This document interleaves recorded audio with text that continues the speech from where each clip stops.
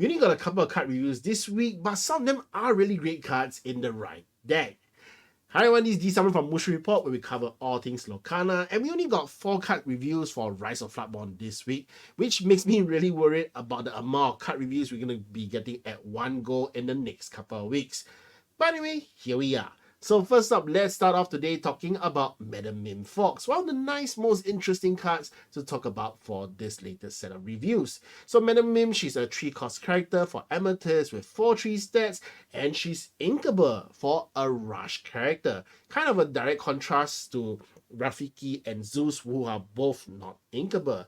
That said though, Madam Mim has a slight downside maybe to it, is that when you play her, you have to return a character from the board to your hand, or otherwise she will have to banish herself. So this is a card that's definitely great for the later game decks, the control deck, specifically your Amethyst Ruby, because she'll get to reuse some of your important characters who have great abilities that happen when they come into play. For example, your Ursula, your Elsa Spray of Winter, and of course your Maleficent Monstrous Dragon. So after you use their abilities, then you can quest for lore on the following turn, then just bring up Madam Mim, and you can bounce these cards back to hand so they can use their abilities again in a later turn.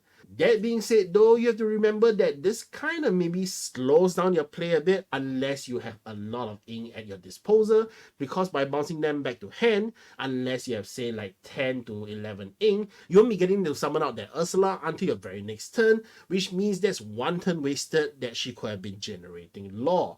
So that's one thing to take note of for the control decks. And as for the aggro decks though, I don't really think I'll be playing Madam Mim Fox at the moment, simply because, like in the Amethyst Emerald deck that I was playing early on this week, well, you will want the characters on the board to keep on generating lore for you. So by bouncing them back to hand, that means you're being slowed down by lore once again, and that means that's an issue because you're not going to be generating as much lore before you reach your turn 7, where to be ready for your opponents. Be prepared.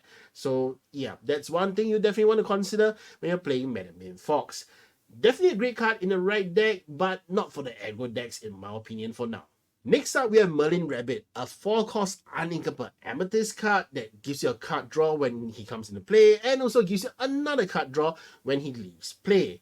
So once again, I think this is a great card for Amethyst Ruby, simply because, well, 4 costs with 2/3 stats isn't exactly fantastic stats, but for a character that gives you 2 cards, this is a really nice card in a control deck because you want that amount of card advantage in your hand. One thing to also note is this is the first character that actually gives you an ability just for leaving play. Doesn't have to be challenged by anything else. He just leaves play and you get to draw a card. So that's one thing nice to consider. Overall, definitely a nice card in the right deck, the Amethyst Ruby deck.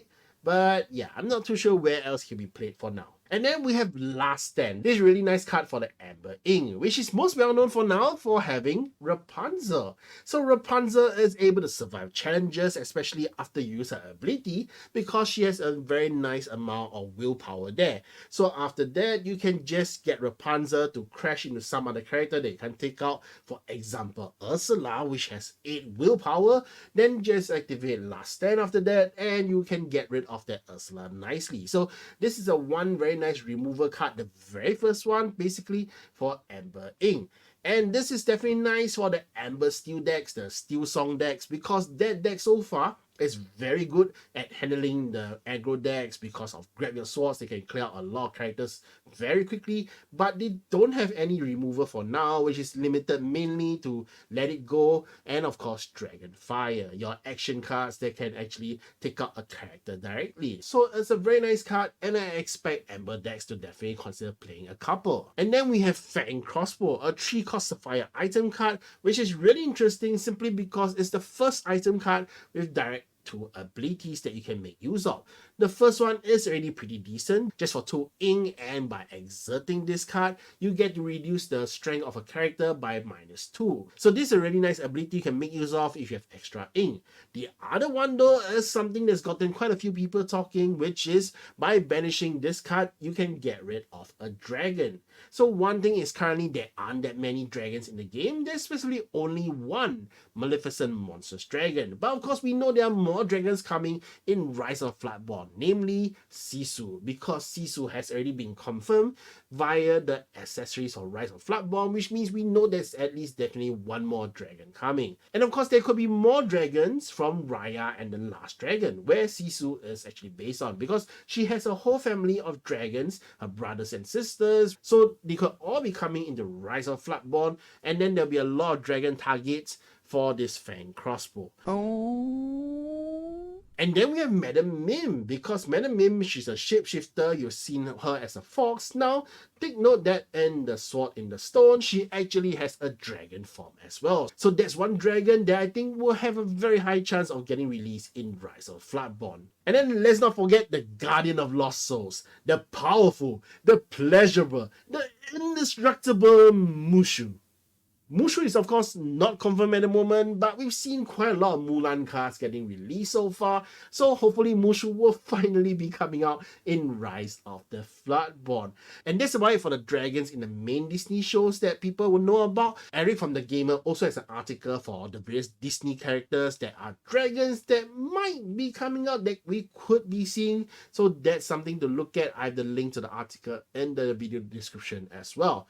And that's about it for the card news. But one thing to take note is for the biggest tournament that's coming up this coming weekend is Miami TCG Con. So as of now, apparently there's over 200 plus players who have already pre-registered for this event. And aside from that, there's 12 different illustrators from Lorcana who will be there at the event that you can actually bring your cards to them and get them signed for a bit of a price. But for me, I'm definitely looking forward to this big tournament with over 200 players. It's the biggest one since the one in France that was over 128 players. So that's something to look forward to for the upcoming week. And that's about it for all the updates I have for you this week. Hope you all enjoyed this video, and this is D Summon from Mushu Report, signing out.